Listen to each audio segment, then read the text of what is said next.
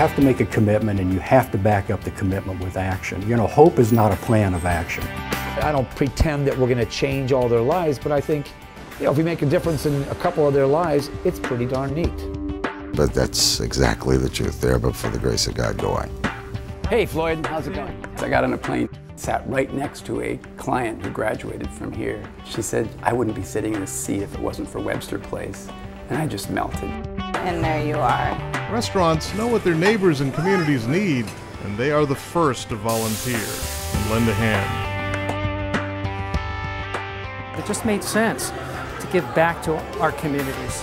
Generous volunteers donating their time with everyday acts of kindness, responding to personal emergencies, national disasters, feeding the homeless, challenges big and small, doing good work each and every day.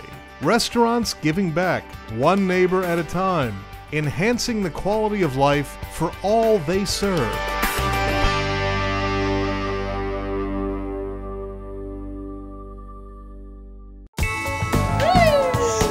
Most parents take this for granted, but this California Special Needs Daycare Center didn't have funds to build this playground. BJ's Restaurants made sure they did.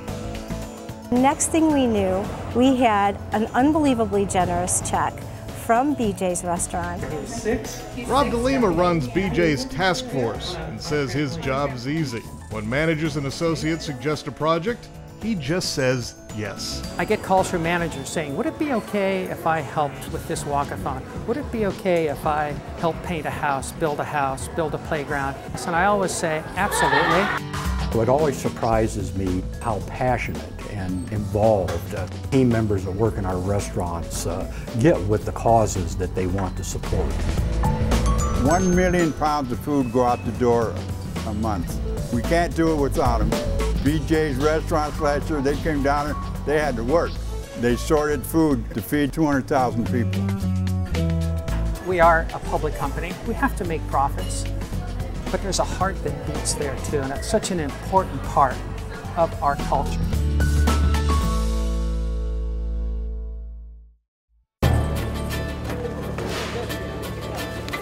Enjoy your lunch. Have a nice lunch. Peter Keller doesn't just write checks. What's your name? Jose. Jose, I'm Peter. He and his restaurant staff hand deliver the help and guidance. Okay.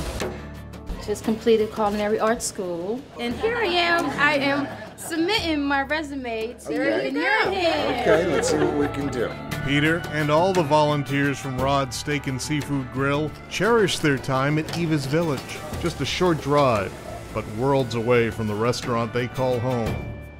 I know quite a few restaurateurs who are involved like this, and I think they share the same view that I have, that this can be just as rewarding as a full house on Saturday night. Peter and his family continuing the community service their father began when he founded Rod's a half-century ago. They've helped raise nearly $2 million for the village and served thousands of meals. Dear God and Father, we thank you for the food we're about to eat. We wouldn't exist without people like Peter Keller. Much of our mission is really based on the kindness of people, on the goodness and the generosity of people. This is far more than meals, homeless housing, job training, healthcare, education, an inner city oasis. I'll be out on the street. Seriously, me and my 3 children. Yeah, it's a blessing for Eva.